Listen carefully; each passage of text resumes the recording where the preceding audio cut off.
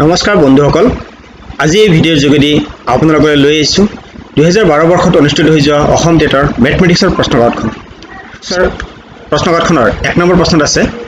সামন্তৰিক এটাৰ কোনকেইটা সমান জোখৰ হ'লে সামন্তৰিকটো হ'ব এটা? চাৰিটা অপশ্যন দিয়া আছে, বৰ্গক্ষেত্ৰ, ট্ৰেপিজিয়াম, ৰম্বাছ আৰু আয়তক্ষেত্ৰ। মন কৰিব, সামন্তৰিকৰ আপোনালোকে নিশ্চয় চিনি পায়, সামন্তৰিকৰ বৈশিষ্ট্য জানে। তো ইয়াতে প্ৰথমে এটা অপশ্যন আছে ট্ৰেপিজিয়াম। প্ৰথম কথা, ট্ৰেপিজিয়ামটো নহয়, কাৰণ ট্ৰেপিজিয়াম কোনো সামন্তৰিকেই নহয়। সামন্তৰিক হ'বলৈ হ'লে দুয়োযোৰ বিপৰীত বাহু সমান্তৰাল হ'ব লাগিব। তাৰপিছতে বৰ্গক্ষেত্ৰ, ৰম্বাছ আৰু আয়তক্ষেত্ৰ। ইয়াৰ ভিতৰত কোনটো সামন্তৰিকৰ কোনকেইটা সমান হ'ব? আমি যদি এটা সামন্তৰিক চাব যাওঁ, সামন্তৰিকৰ আপোনালোকে দেখা পাইছে যে সামন্তৰিক এটাৰ বৈশিষ্ট্য মতে ইয়াৰ আটাইকেইটা কোণ সমান নহয়, ইয়াৰ বিপৰীত কোণকেইটাহে সমান হয়। গতিকে এই কোণটোৰ লগত এই কোণটো সমান নহয়, এইটো ডাঙৰ হ'ব, এইটো সৰু হ'ব। তো এনে ক্ষেত্ৰত আটাইকেইটা কোণ সমান হ'বলৈ কি হ'ব লাগিব? ইয়াৰ বাহুকেইটা লম্ব হ'ব লাগিব, তেতিয়াহে ইয়াৰ কোণকেইটা সমান হ'ব লাগিব। গতিকে সামন্তৰিক এটাৰ বাহুকেইটা যদি আমি লম্ব হিচাপে বনাওঁ, তেনেহ'লে আমি এটা কি পাম? এটা আয়তক্ষেত্ৰ পাম। অৰ্থাৎ এটা আয়তৰ আটাইকেইটা কোণ সমান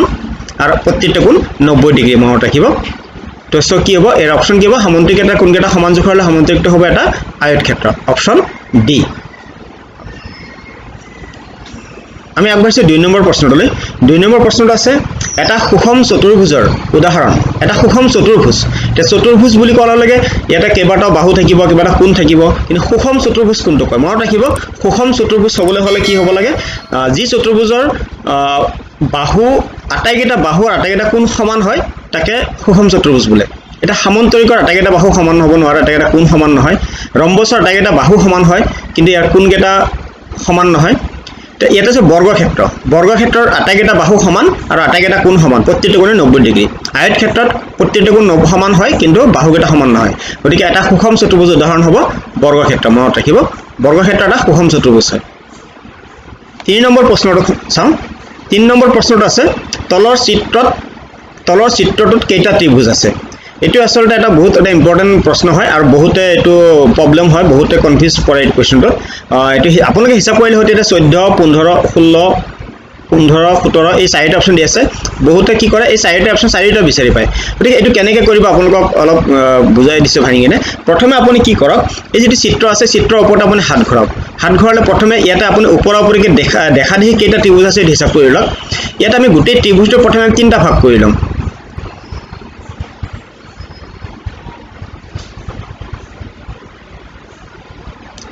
আমি কি কৰিম,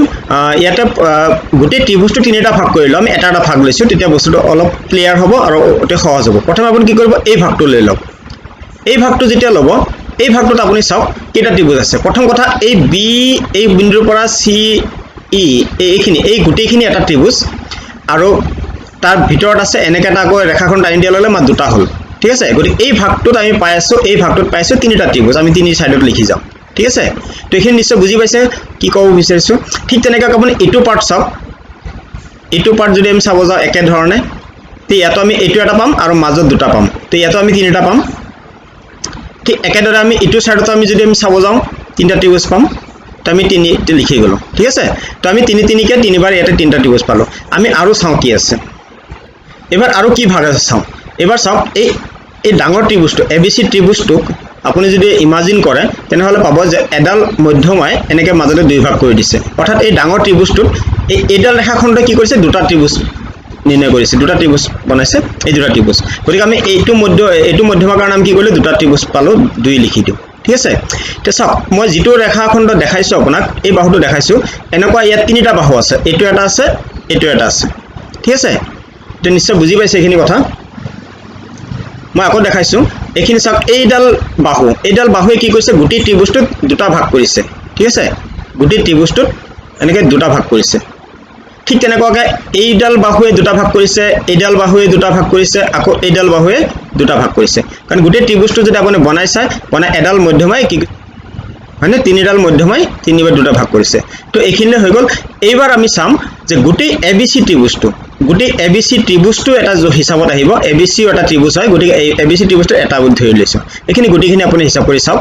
3 3 9, ইয়াতে পাম 9, ইয়াতে পাম 6, 9 6 15, 15 16, টোটেল পাম 16। অৰ্থাৎ এই নক্সাটোত মনত ৰাখিব এটা 16টা ত্ৰিভুজ আছে। আৰু মনত ৰাখিব, গতিকে এইটো আৰু হিচাপ নকৰিলেও হ'ব। যদি এনেকুৱা ধৰণৰ প্ৰশ্নটো আহে, এটা অপশ্যন হ'ব C। অৰ্থাৎ এইটো ধৰণৰ যদি নক্সা আপোনাৰ আহে এনেকুৱা, এটা চাওক ইয়াত দুটা ত্ৰিভুজ আছে এটা দিয়াৰ লগে চাৰিটা হৈ গ'ল ইয়াতে দিয়াৰ লগে ছয়টা হৈ গ'ল আৰু বেছি ডাঙৰ ত্ৰিভুজলৈ এইখিনিতে হ'ব আপোনাৰ সাতটা ত্ৰিভুজ হ'ব তাৰপিছত আমি প্ৰত্যেকটো হিচাপ কৰোঁ 1 2 3 4 5 6 আকৌ 6 এটা আহিব এটা ইয়াতে আহিব এটা এটা আহিব এটা তো এনেকৈ আমি যদি হিচাপ কৰোঁ টোটেল আমি 16টা ত্ৰিভুজ ইয়াত বিচাৰি পাম তো এইখিনি আপুনি মনত ৰাখি যদি এনেকুৱা নেক্সট হেভন কৰিব বা বেলেগ ধৰণৰ চিত্ৰ আহিলেও এনেকৈ আপুনি ভাঙি ভাঙি বস্তুটো চাই ল'ব নেক্সট প্ৰশ্নটো চাওঁ 4 নম্বৰ এটা সমদ্বিবাহু ত্ৰিভুজৰ অসমান কোণটোৰ মান 50 ডিগ্ৰী ত্ৰিভুজটোৰ অন্য দুটা কোণৰ মান কিমান হ'ব এটা আপোনাক সমদ্বিবাহু ত্ৰিভুজটোৰ নলেজ জানিব লাগিব সমদ্বিবাহু ত্ৰিভুজৰ বৈশিষ্ট্য या ধৰ্মটো জানিব লাগিব সব এটা সমদ্বিবাহু ত্ৰিভুজ কি হয় এটা সমদ্বিবাহু ত্ৰিভুজৰ দুটা বাহু সমান হয় আৰু যেতিয়া এটা ত্ৰিভুজ দুটা বাহু সমান হ'ব ইয়াৰ এই কোণ দুটা সমান হ'ব অৰ্থাৎ সমান বাহুৰ বিপৰীত বাহু কোণ দুটা সমান এটা সমদ্বিবাহু ত্ৰিভুজৰ দুটা বাহু সমান দুটা কোণ সমান ইয়াতে উঠিছে এটা কোণ 50 ডিগ্ৰী অৰ্থাৎ আমি এই কোণটো যদি 50 ডিগ্ৰী হওঁ তে বাকি কোণ দুটা কিমান হ'ব এটা এটা ভেৰি সিম্পল কোৱেশ্চন আপুনি কি কৰিব জাস্ট ত্ৰিভুজৰ তিনটা কোণৰ যোগফল 180 আমি জানো ত্ৰিভুজৰ তিনটা কোণৰ যোগফল 180 তো 180 পৰা যদি আমি এটা কোণ বাদ দি 50 আমি পাই আছো 130 ডিগ্ৰী ঠিক আছে এটা ওই 130 ডিগ্ৰী হ'ব এই দুটা কোণ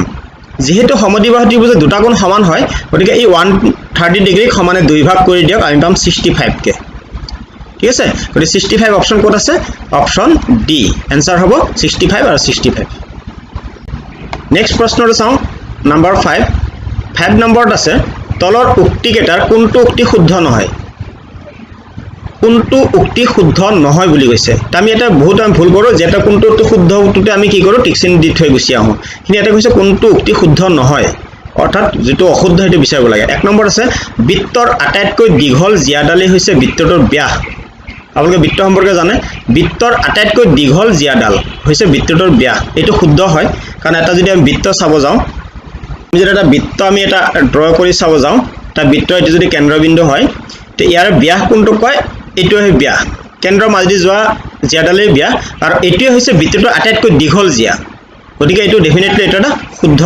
বাক্য ইয়াৰ প্ৰশ্নটো কৈছে কোনটো শুদ্ধ নহয় আমি আৰু চাওঁ এটো বৃত্ত এটা দৈৰ্ঘ্য ইয়াৰ পৰিধি হয় বৃত্তৰ পৰিধি বুলি ক'লে ইয়াৰ যেটো বৃত্তটোৰ এই দৈৰ্ঘ্য এটোকে বৃত্তৰ পৰিধি বুলি কয় গতিকে এটো এটা শুদ্ধ বাক্য সি নম্বৰ আছে এটা বৃত্তৰ ব্যাস হৈছে উপবৃত্তটোৰ এটা অংশ এই প্ৰশ্নটো ভুল এটা এটা ভুল প্ৰশ্ন কাৰণ ব্যাসটো আমি ইতিমধ্যে আপোনাক কৈছো যে ব্যাস কেন্দ্ৰৰ মাজদি যোৱা জিয়াডালি হৈছে ব্যাস আকৌ উপবৃত্ত বুলি কোৱাৰ লগে এটা বৃত্তৰ এখিনিয়ে এনেকৈ এটা দিয়াৰ লগে লগে এইটো এটা উপবৃত্ত হ'ব পাৰে অৰ্থাৎ এটা বৃত্তৰ সম্পূৰ্ণ অংশটোৰ এটা পাৰ্ট যদি লওঁ হেতু এটা উপবৃত্ত হ'ব পাৰে আমি যেটা চাববিলাক আকৌ এইবিলাক উপবৃত্ত গতিকে উপবৃত্তৰ ব্যাসটো নাহিব পাৰে ব্যাস সদায় কেন্দ্ৰৰ মাজদি যাব লাগিব কেন্দ্ৰৰ মাজদি যোৱা আটাইতকৈ দীঘল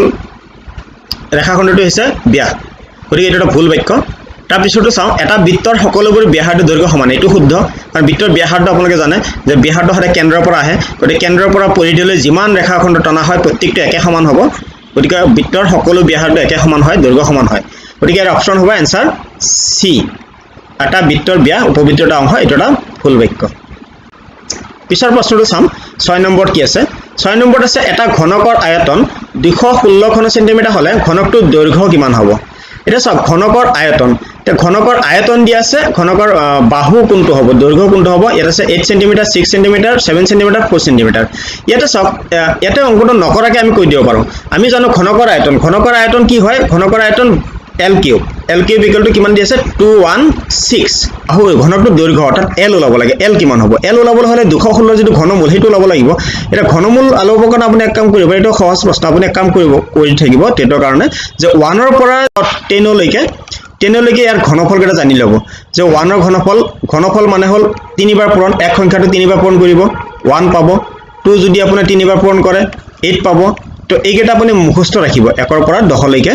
যে একৰ ঘনফল হ'ব 1 2 ঘনফল 8 3 ৰ 27 6 অৰ্থাৎ এটা 216 দিয়া আছে 216 ৰ শুদ্ধ উত্তৰ হ'ব অপচন সি এটা আৰু এটা টিপছ আপোনালোকক আগবঢ়াই দিছো ইয়াতে ঘনক আয়তনটো দি আছে 216 মনত ৰাখিব 216 ৰ এককৰ অংকটো হৈছে 6 এটা 6 সংখ্যাটো 8 ইয়াত আছে আপোনাৰ অপচন বাকি অপচন 7 and 4 এই তিনিটাৰ পৰা এটাৰ পৰা আমি কি কৰিম 4 ৰ আপা হৈ আছে 64 7 যদি লও 7 কিউব আমি পাম 343 অৰ্থাৎ 8 যদি লম 8ৰ পাম আমি 5 1 2 অৰ্থাৎ এককৰ অংকটো চাওক এককৰ অংকটোত এটাটো 6 নাহে অৰ্থাৎ আপুনি এইটো জানিয়ে মনত ৰাখিব যে 8 7 আৰু 4 এটাৰ পৰা আমি এককৰ অংকত 6 নাপাওঁ গতিকে যেটো এটা 216 আছে এককৰ অংক 6 আছে গতিকে ডেফিনেটলি শুদ্ধ উত্তৰ 6 সেন্টিমিটাৰ হ'ব তদুপৰি আপোনালোকে কি কৰিব পাৰিলে 1ৰ পৰা 10 লৈকে 1ৰ পৰা 10 লৈকে গুটি কেইটা সংখ্যাৰ ঘনফলটো আপোনালোকে জানি ৰাখিব তেতিয়া আপোনাৰ যদি জানা থাকিলে হয় 216 ৰ ডাইৰেক্ট ঘনফল 6 বুলি আপুনি টপৰে উত্তৰটো দি দিব পাৰিব কম সময়তে পিছৰ প্ৰশ্নটো চাওঁ পিছৰ প্ৰশ্নটো আছে 5 হেক্টগ্ৰামত কিমান অপচন এটা অপচন আছে 50 ডেসিগ্ৰাম 50 সেন্টিগ্ৰাম 50 ডেকাগ্ৰাম 50 কিলোগ্ৰাম এটো এটা সব সিম্পল কোৱেশ্চন কাৰণ এই সংখ্যাটো একে আছে ডেসিগ্ৰাম হ'ব সেন্টিগ্ৰাম হ'ব ডেকা কিলোগ্ৰাম কোনটো হ'ব ইয়াৰ কাৰণে আপুনি কি কৰে যেটো আপোনাৰ তালিকাটো জানি ৰাখিব লাগিব তালিকা যদি আমি চাওঁ যাও যে কিলোগ্ৰামটো আমাৰ কোড বহে এটা আপুনি চাওক কিলোগ্ৰামটো কোড বহে কিলোগ্ৰামৰ তেতিয়া হ'ব কিলোগ্ৰামৰ আগত থাকিব আপোনাৰ হেক্টগ্ৰাম হেক্টগ্ৰামৰ আগত থাকিব আপোনাৰ ডেকাগ্ৰাম তো এনেকা আপুনি তালিকাটো মনত ৰাখিব আৰু প্ৰত্যেকটো ঘৰতে ডিফাৰেন্সটো আপোনাৰ 10 10 কে হয় গতিকে ইয়াতে আপোনাৰ 10 আহিব ইয়াতে 10 আহিব ঠিক আছে এতিয়া যদি এটা 5 হেক্টগ্ৰাম হয় ইয়াতে ডেকাগ্ৰামত কিমান হ'ব 5 * 10 অৰ্থাৎ 50 ডেকাগ্ৰাম হ'ব অৰ্থাৎ आंसर কোনটো হ'ব অপচন বি 50 ডেকাগ্ৰাম নেক্সট প্ৰশ্নটো চাওঁ 8 নম্বৰ এটো বহুত কাৰণ টান হ'ব পাৰে এটা লম্ব বৃত্তাকাৰ চুঙাৰ ব্যাসাৰ্ধ 5 সেমি আৰু দৈৰ্ঘ্য 7 সেমি হলে চুঙাটোৰ আয়তন হ'ব এটা চুঙাৰ আয়তন এটা সিম্পল সূত্ৰ ইয়াৰ অপচন দিয়া আছে 550 ঘন সেন্টিমিটাৰ 154 ঘন সেন্টিমিটাৰ 175 47 কেতিয়াবা আমি কি হয় অংক নকৰাকে আমি অপচন চাইও শুদ্ধ উত্তৰ আমি কৰি দিব পাৰো কোনটো শুদ্ধ উত্তৰ হ'ব যেহেতু এটা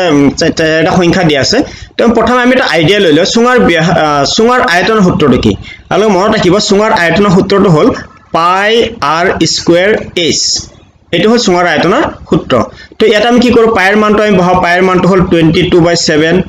r মান r ব্যাসাৰ্ধ কিমান আছে 5 দিয়া আছে তো 5 স্কয়াৰ 25 আৰু h দিয়া আছে 7 এটা কথা মন কৰি বেখিনতে যে একক বিলাক সব একে আছে না এটো সেন্টিমিটাৰ আছে এটো সেন্টিমিটাৰ আছে গতি ইয়াতে কোনো ধৰণৰ চেঞ্জ কৰিব লগা দৰকাৰ নাই আৰু ইয়াতো অপচন বিলাকটো সেন্টিমিটাৰ আছে এইটো এটা খুব ইম্পৰ্টেন্ট কথা আপুনি নজৰ দিব লাগিব তো এখিনি আমি যদি অনুমান কৰি চাও কিমান ইজিলি দিছে 7 7 কাটি দিয়ক হ'ব 22 * 25 আপুনি পূৰণ কৰিব নালাগে অনুমান কৰক 22 * 25 যদি পূৰণ কৰো 154 1 ৰ 100 ৰ ঘৰত কেতিয়াও নহয় বা 47 টো নহয়ই গতি ইয়াৰ শুদ্ধ উত্তৰটো কি হ'ব অপচন এ 550 2 5 * 10 একৰ ঘৰ ছ সিম্পল কথা 2 5 * 10 একৰ ঘৰত 0 আছে একৰ ঘৰত 0 থকা অপচন এটাই আছে কিমান ইজি গতিকে এনেকুৱা কিছুমান আপুনি টিপস ইউজ কৰিও সোনকালে অতি সোনকালে টাইম ওয়েস্ট নকৰাকৈ অংকবিলাক কৰি যাব পাৰে আমি 22 আৰু 25 ত পূৰণ কৰাই নাই 22 আৰু 25 যদি দুই লাইনে পূৰণ কৰিব যা বহুত টাইম লাগি যাব আপুনি খালি একক দুটা পূৰণ কৰক 2 5 * 10 একৰ ঘৰত 0 আহে 0 থকা অপচন এটাই আছে ঠিক আছে গতিকে এই ধৰণৰ আপুনি টিপস ইউজ কৰি আপুনি অতি সোনকালে কম সময়তে সমাধানখিনি কৰি যাব পাৰিব 9 নম্বৰ কোৱেশ্চনটো আছে এটা বৰ্গৰ পৰিসীমা 24 সেন্টিমিটাৰ হলে বৰ্গটো কালি কিমান হ'ব চাওক বৰ্গটোৰ কালি ওলাবলৈ হলে আমি কি জানিব লাগিব বৰ্গৰ কালি আমি জানো বৰ্গৰ কালি l স্কয়াৰ ইকুৱেল হোৱাট এটা l কে বাহু বৰ্গটোৰ বাহু জানিব লাগিল এটা বাহু দিয়া নাই তাৰ ঠাইত কি দিয়া আছে বৰ্গটোৰ পৰিসীমা দিয়া আছে তা আমি জানো যে বৰ্গৰ পৰিসীমা ইকুৱেল টু 4a তানে 4 পূৰণ বাহু ঠিক আছে গতিকে 4 পূৰণ বাহু যদি এটা পৰা 24 দিয়া আছে তেতিয়ালে 4l l ৰ মান কিমান হ'ব 4 দি হৰণ কৰিলে 6 পাম l ৰ মান অৰ্থাৎ এটা বাহু পাই আছে 6 সেন্টিমিটাৰ কে তেতিয়া কালি কিমান হ'ব বাহুটি কিমান পালে 6 সেন্টিমিটাৰ অৰ্থাৎ l স্কয়াৰ কিমান হ'ব l স্কয়াৰ ইকুৱেল টু 6 * 6 অৰ্থাৎ 36 তো 36 অপচন কি আছে অপচন ডি দেখি চাই লব খুব ইজি প্ৰশ্ন এটা আকৌ বা কৈ দিছে যে বৰ্গটো কালি ওলাবলৈ হলে আমাক বাহু লাগিব l স্কয়াৰ টো বৰ্গ কালি হয় বাহুৰ মান ইয়াত দিয়া নাই বাহুৰ মানটো আমি কৰবা কি লাগিব বৰ্গৰ পৰিসীমাৰ পৰা ওলাই ল'ব লাগিব তে বৰ্গৰ পৰিসীমা 4 * বাহু গতি 4 দি পৰিসীমা হৰণ কৰিলাম কিবা বাহুটো মান পাই যাম ঠিক আছে নেক্সট প্ৰশ্ন দিয়া আছে তলৰ কোনটো সংখ্যা বৰ্গ সংখ্যাৰ একক স্থানৰ অংক হ'ব নোৱাৰে এটা অপচন দিয়া আছে 5 6 7 9 অটা প্ৰশ্নটো বুজি পাইছে নিশ্চয় যে এটা বৰ্গ সংখ্যা যদি লোৱা হয় সেই বৰ্গ সংখ্যাটোৰ একক স্থানৰ অংক হ'ব নোৱাৰে অৰ্থাৎ আমি যিকোনো এটা বৰ্গ সংখ্যা লৈছো যেনিবা ধৰক 64 এটা বৰ্গ সংখ্যা হয় ইয়াৰ একক স্থান কি আছে 4 আছে ইয়াত কৈছে যে কোন সংখ্যাটো এটা বৰ্গ সংখ্যাৰ একক স্থানত থাকিব নোৱাৰে তো ইয়াৰ কাৰণে আমি কি কৰিছো আমি জানা থাকাটো ভাল 1 ৰ পৰা 10 লৈকে বৰ্গ সংখ্যাটো জানা থাকাটো ভাল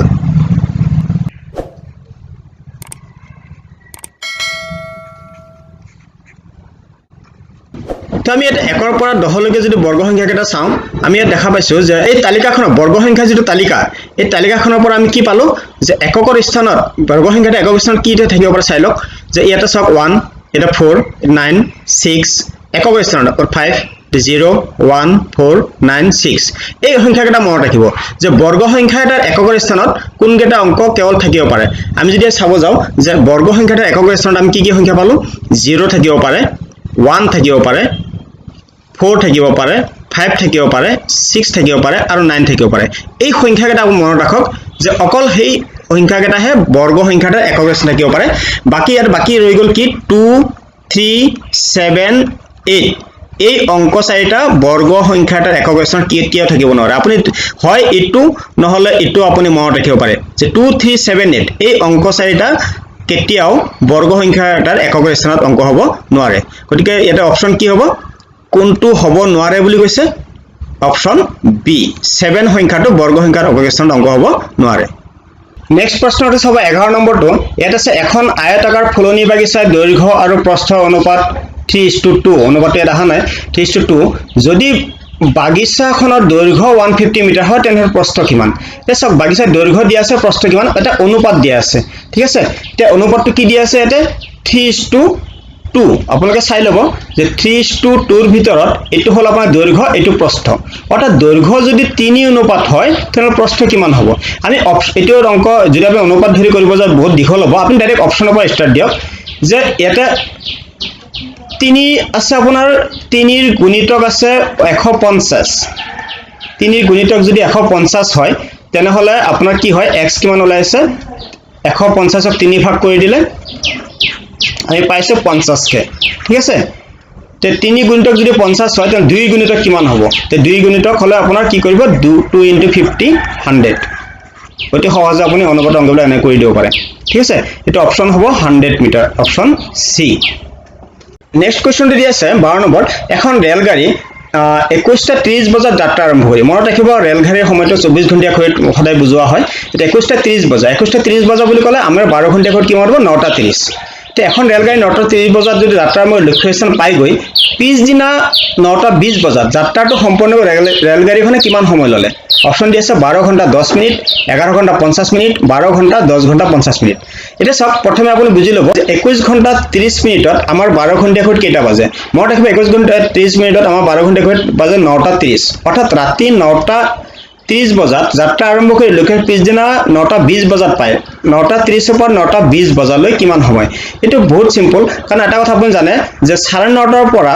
ৰাতিপুৱা 9:30 ৰ পৰা সন্ধিয়া 9:30 লৈ অৰ্থাৎ এবাৰ 9:30 ৰ পৰা আনটো 9:30 লৈ সদায় কি হয় 12 ঘণ্টা সময় হয় ঠিক আছে তে 12 ঘণ্টা সময় হলে ইয়াতে আছে 9:30 পৰা 9:30 বাজা নাই 9:30 বাজিলে 12 ঘণ্টা হল হয় 9:30 বাজিবলৈ কি আছে 10 মিনিট কম আছে গতিকে শুদ্ধ উত্তৰটো কি হ'ব 11 ঘণ্টা 50 মিনিট হ'ব 10 মিনিট কম হ'ব ঠিক আছে 11 ঘণ্টা 50 মিনিট অপচন কোড আছে অপচন সি এটা শুদ্ধ উত্তৰটো হ'ব 11 ঘণ্টা 50 মিনিট বুজি পাইছে নেক্সট প্ৰশ্ন চাও 13 নম্বৰ কোৱেশ্চনটো ইয়াতে দিয়া আছে তলৰ কাৰখানা এটাত গাড়ী নিৰ্মাণ কৰা দিয়া হৈছে দিয়া আছে এনেকৈ 4টা ঘৰ 1000 ইয়াতে চাব নিৰ্মিত গাড়ীৰ মুঠ সংখ্যা হ'ল 350 3500 30500 3050 ঠিক আছে তো আমি এটা এই সংখ্যা কেটা এই চিত্ৰৰ পৰা কিছুমান চিত্ৰ দিয়া আছে চিত্ৰৰ পৰা আমি উলাই ল'ব লাগে ইয়াতে দিয়া আছে এটা সব 4টা বক্স কেটামান বক্স দিয়া আছে ইয়াতে দিয়া 4টা বক্সৰ সমতুল্য 1000 4টা বক্সৰ সমতুল্য কি দিছে এটো দিয়া আছে এটোৰ মন কৰিব 4টা বক্সৰ সমতুল্য 1000 তে টোটাল বক্স কেটা আছে তো ইয়াতে 4টা আছে এটো 1000 ইয়াতে 4টা আছে 1000 ইয়াতে 4টা আছে 1000 টোটাল কিমান 3000 হল আৰু ইয়াতে দুটা বক্স আছে এটা 500 অৰ্থাৎ হ'ব 3500 very simple question অপচন হ'ব সি নিশ্চয় বুজি পাই আছে প্ৰশ্নবিলাক নেক্সট কোৱেশ্চন আমি চাও 14 নম্বৰটো এটা পৰিমিতিৰ প্ৰশ্ন দিছে তলৰ দণ্ড চিত্ৰটোৱে এটা ফুটবল দলে 2010-11 বৰ্ষত খেলা খেল আৰু খেলসমূহত কৰা গলৰ তথ্য বৰ্ণনা কৰা এনেকৈ দণ্ড চিত্ৰ এটো দণ্ড চিত্ৰ বুলি কয় এনেকৈ দণ্ড চিত্ৰ হয় আমি কি কৰিব পাৰো যিকোনো তথ্য আমি নিলিখাকে বুজাই চিত্ৰৰ দ্বাৰা বুজাই দিব পাৰো তো এইটো তালিকা হৈছে আপোনাৰ খেলৰ সংখ্যা ইয়াতে সব 2 4 6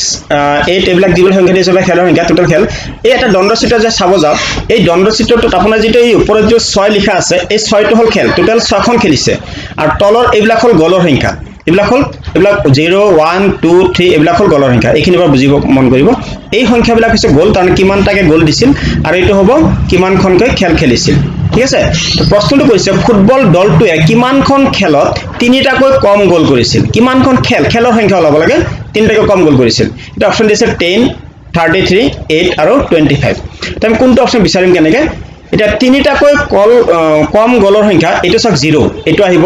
এইটো 1 এইটো 2 3 4 5 6 অৰ্থাৎ তিনিতকৈ কম বুলি ক'লে অকল এইখিনি আহিব তো এই তিনটা বাকচ আমি চাওঁ তিনটা দণ্ডচিত্ৰ চাওঁ কেইখন খেল হ'ব ইয়াত আছে 6 প্ৰথম খেলত আছে 6 য'ত নেকি 0টা গল দিছিল তাৰপিছত 9খন খেল য'ত নেকি এটাকে গল দিছিল তাৰপিছত 10খন খেল য'ত নেকি দুটাকে গল দিছিল টোটেল হ'ব এটা 25 অৰ্থাৎ 25খন খেলত তিনিটাকৈ কম গল কৰিছিল অপচন হ'ব ডি নেক্সট প্ৰশ্ন 15 নম্বৰ মৌলিক সংখ্যা এটাৰ উৎপাদক সব মৌলিক সংখ্যা আপোনালোকে নিশ্চয় বুজি পায় মৌলিক সংখ্যাৰ উৎপাদক হ'ল এটা তিনিটা দুটা নাই এটা মৌলিক সংখ্যাৰ উৎপাদক কেটা মৌলিক সংখ্যাৰ সংখ্যাটো যদি জানে যে মৌলিক সংখ্যাৰ সংখ্যাটা আছে যে যিবিলাক সংখ্যাৰ উৎপাদক মাত্ৰ দুটা মনত ৰাখিব মৌলিক সংখ্যা কাক বোলে যিবিলাক সংখ্যাৰ উৎপাদক মাত্ৰ দুটা সেইবিলাকক মৌলিক সংখ্যা বোলে গতিকে অপচন এটো আৰু কোনো কথাই নাই মৌলিক সংখ্যাৰ উৎপাদক অপচন শুদ্ধ উত্তৰ অপচন বি মৌলিক সংখ্যাৰ উৎপাদক দুটা মৌলিক কোনবিলাক কয় 2 3 5 7 এইবিলাক হ'ল মৌলিক সংখ্যা যিৰ উৎপাদক কেৱল দুটা সংখ্যাটো নিজেই আৰু এক মৌলিক সংখ্যাৰ উৎপাদক এক আৰু সংখ্যাটো নিজেই গতিকে মনত ৰাখিব মৌলিক সংখ্যাৰ উৎপাদক দুটা যৌগিক সংখ্যাৰ উৎপাদক দুটাতকৈ অধিক হয় তো এইখিনিয়ে আছিল আপোনাৰ 2012 বৰ্ষত অনুষ্ঠিত হৈছে অসম টেটৰ মেথমেটিক্সৰ প্ৰশ্ন আৰু এই প্ৰশ্নকাকতখনৰ আপোনালোকৰ সময়ৰ পৰা লক্ষ্য ৰাখি আজি মাত্ৰ 15টা প্ৰশ্ন আলোচনা কৰিছো পৰৱৰ্তী ভিডিঅ'ত আমি বাকি 16 নম্বৰৰ পৰা 30 নম্বৰলৈ বাকি প্ৰশ্নখিনি আপোনালোকৰ আলোচনা কৰিম তো আপোনালোকে মন দি চাব আৰু এই ভিডিঅ'ৰ পৰা আপোনালোকে কিছু হলেও উপকৃত হ'ব বুলি আশা ৰাখিছো